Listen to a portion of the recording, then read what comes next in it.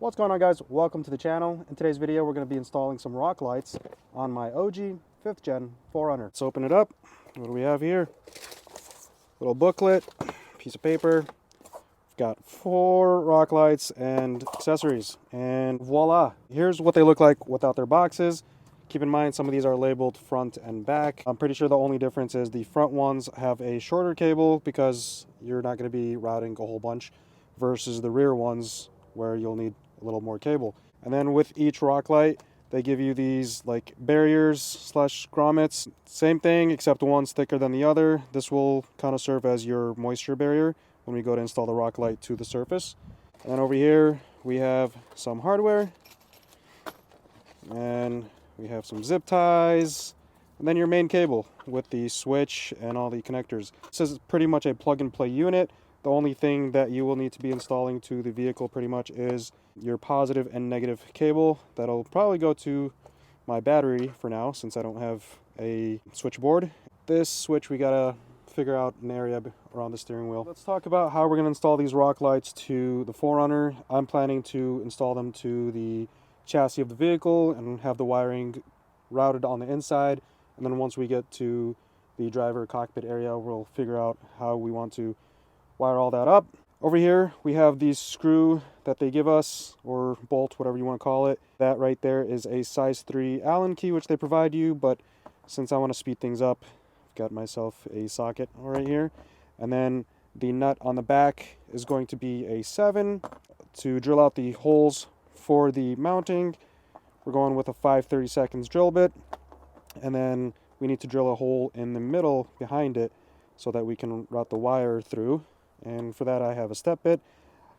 Then get yourself some drills, drivers, whatever, tools. This is how I plan to do it.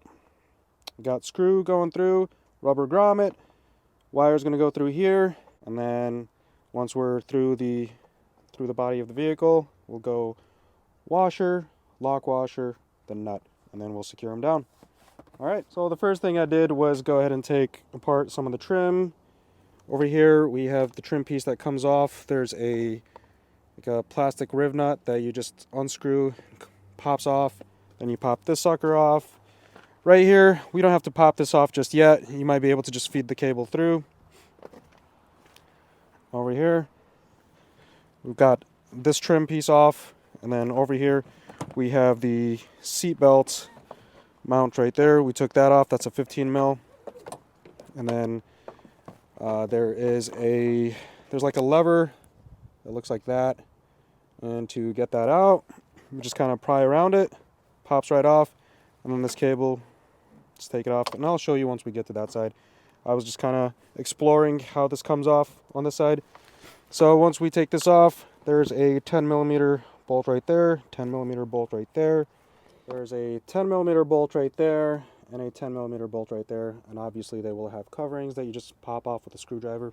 And then this piece right here, you just twist it, pull it off. There's going to be a Phillips screw in there, and there's some trim pieces that just pop off over here. And this will be a hanger tie down. You just remove the, here, I'll show you on this one. You just pop this up that way with the screwdriver, and there's a 10mm bolt down there. And then once all that hardware is removed, we can go ahead and pop this off. I'm not going to pop it off completely. I just need to have enough space so that I can get to the back right there. And you can kind of see where I did a pilot hole. So that's where we're going to install them. One thing that I should mention is these trays don't really just pop out. I mean, technically they do pop out, but on the inside there's 2 Phillips screws that secure to the back of this, and you can see I broke mine off. So lesson learned, don't make the same mistake I did. So I won't be doing the same thing over there. Now mind you, yes, I did drill through metal, and I'm not planning to just leave it plain like that. Once I have everything installed, and this is what I did on the FJ Cruiser with these lights, was once I had everything installed, I basically masked off the front of this. So I masked it off, and then I took some of that rubberized undercoating and I sprayed it pretty heavily, maybe like 2 coats. And once that dried up, I just took the masking tape off, and that served its purpose along with the rubber moisture barrier here. And then I use the hole that's a little bit offset. That way we're not kinking the wire or anything like that. We'll hold it in its spot. And then we're going to take our drill with our 5/32 bit, and then I'll make the hole. Oop.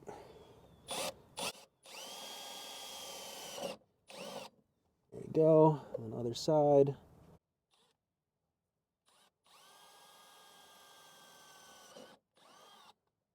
Alright, so this is where it'll get a little tricky. Once we have our hardware in, it'll be a lot easier with two people. You see, that's the problem I faced last time. The screws kept falling through.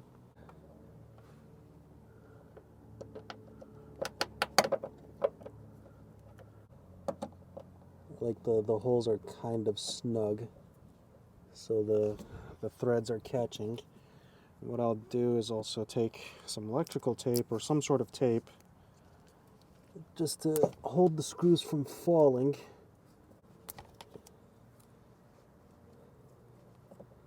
Alright, and then we're going to go on the inside. I'll put a flat washer, lock washer, then the 7mm nut. Alright, and once we get the 7 and the lock washer and washer down, you can see how it's installed on the inside. I'm probably going to go ahead and spray the inside as well with some of that undercoating, just to, as like a rust preventative slash moisture barrier. So let's see if we can do this. So this is where the cable is, and then this is the harness that I found. And I basically fed it through there, along this harness, popped out this rivet. Rivet removal tool like this, or a flathead screwdriver will do the job. Remove that rivet from there, and then ran the cable through these little plastic guides for the harness. And then this part I didn't even remove. I just went ahead and shoved the cable underneath the carpeting. And it was actually fairly easy to get the cable through. And then same thing along this channel. We're going to route all the cabling to this footwell for now, and then figure out what we want to do with the firewall. So let's get this side popped off. So this one, twist, pull that out, set that aside. So this is the access panel so that you can get to your taillights. There we go. That spot. That spot. And then the little tie-down hanger. Just kind of pry it up. Now we'll remove all these 10 mils. 10 mil bolt right there. 10mm bolt right there. 10mm bolt. There's a Phillips screw in here. Now you're probably cringing over there because I'm using a flathead screwdriver and possibly messing up my trim here a little bit, but I don't care. This is an off-road rig. Gets beaten up. So, and then in here we have two 10mm bolts. I'll do that. Do that. And then for the seat belt, just kind of pry at it from the outer edges, and it comes right off as far as the plastic trim.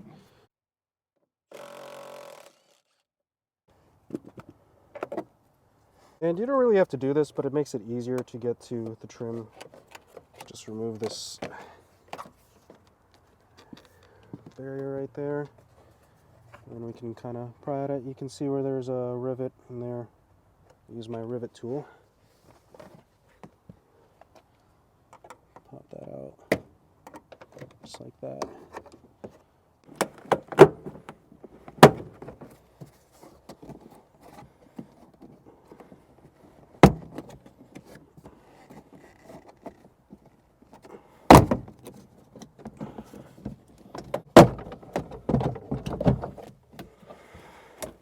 So because there's this huge pocket that goes into this quarter panel area, it's kind of a tight fit. But if it's really bothering you, you could remove it. It's just a whole bunch of Phillips that go all the way around. Honestly, now that I have it all loose, I can fit my drill and driver into this area down here and drill a pilot hole. So let's do that.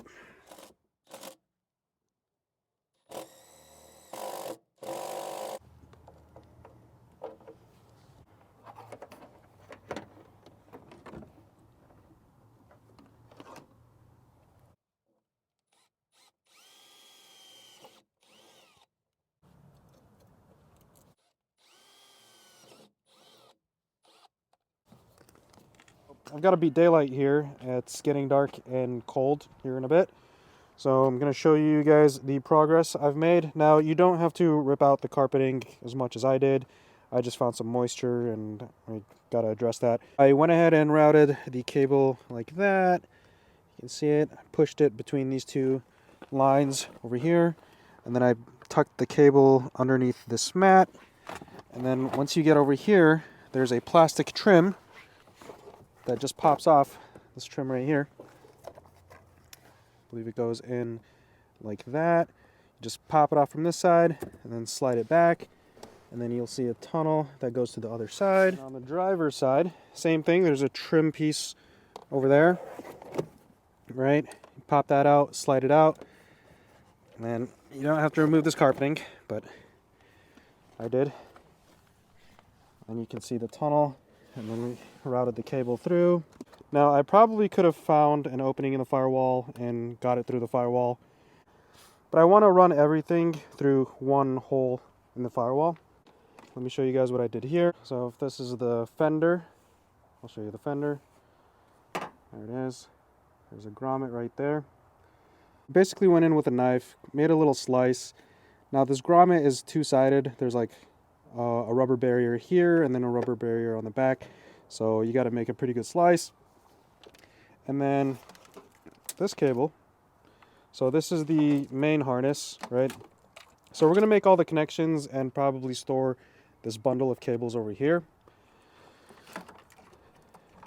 So we're going to run this to the battery, and then there's one cable that goes from this main harness that we need to route to the inside.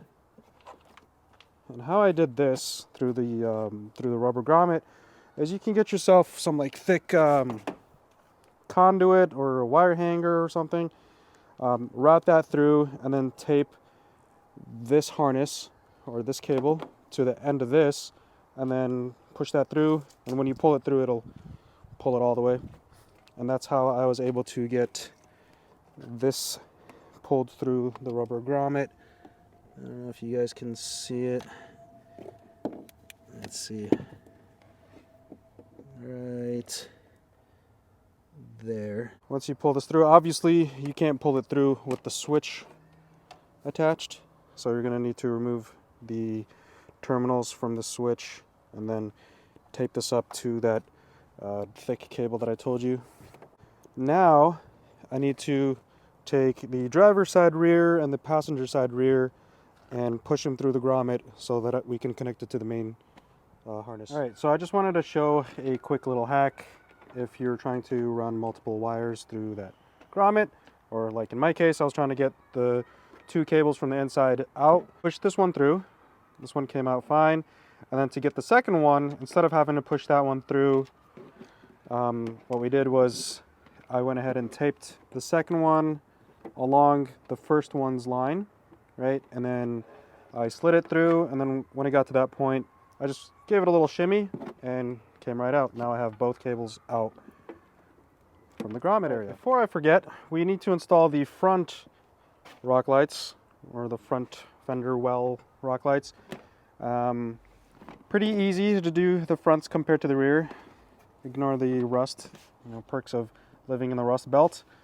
I might sand that down and paint it, but anyways, pick a spot. You've got a spot right there, and there's some pre-existing holes that you can probably use as well. I gotta figure out where I want to mount it. Alright, so here's the driver's side installed. Right there, you can see the other bolt. And then if you need a little more clearance like I did for the drill, just get yourself a jack and jack it up so you can get yourself some clearance. And then for the passenger side, we got to remove the airbox. I mean, I probably could work underneath the airbox, but to make it easier, I got to remove the airbox. Anyways, I got to clean the stuff inside the airbox because it was pretty dirty in here. I removed the filter and the little dust shield, whatever that was. It was pretty dirty in here. So to remove the airbox, you're going to remove this rivet right here off that hole.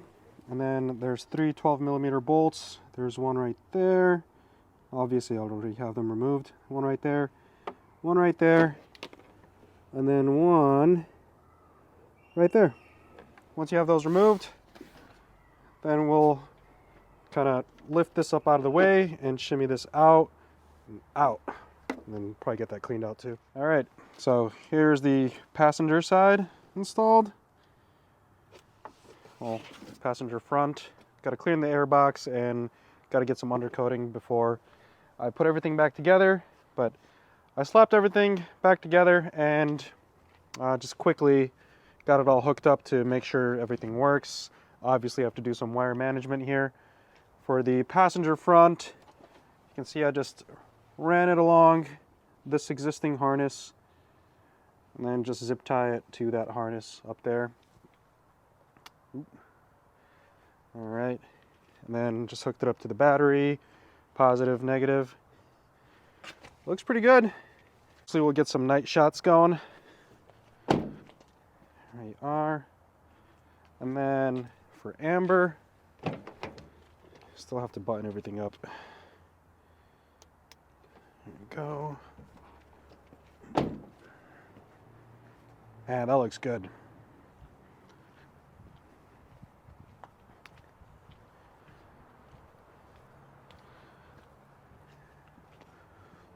All right. Sweet. All right, figured we'd get a night shot. Here is the finished product pretty much. Got everything inside buttoned up except for the button. Still making my mind on where I want to place that. The rears, yes, they look a little brighter than the fronts, and that's because the front lights I probably installed too deep into the wheel well, but they're serving its purpose, you know, as far as creating a visual for approach angle. And what I also like about it is there's a whole bunch of lighting that it provides for the suspension components. Should I ever need to, I don't know, work on the truck on trails or something, if something was to break. Let's switch up the color. There they are. That's the white LED.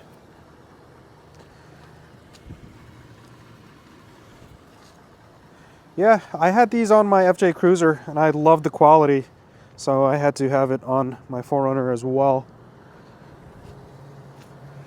There we are. I did get the 8-pack that Lasfit offers, but I'm planning to possibly use the other 4 up top. Now the harness that they provide you does have 4 open slots for those other 4 lights, a total of 8. But they have it capped off because they originally sell it as a 4-pack, and then you have the option to add more. But like I said, I'm kind of dabbling with the idea of putting lights up top on the roof rack. Just got to figure out mounting and hardware. Either that or we'll put it on the Raptor whenever that gets done. Big shout out to Lasfit for making this happen. I'll go ahead and insert a link in the description down below to these rock lights, which I have installed on my 5th gen 4runner. That pretty much sums up the install. If you have any questions, go ahead and drop them down below. And I think it's time to cut to B-roll. See you guys in the next video.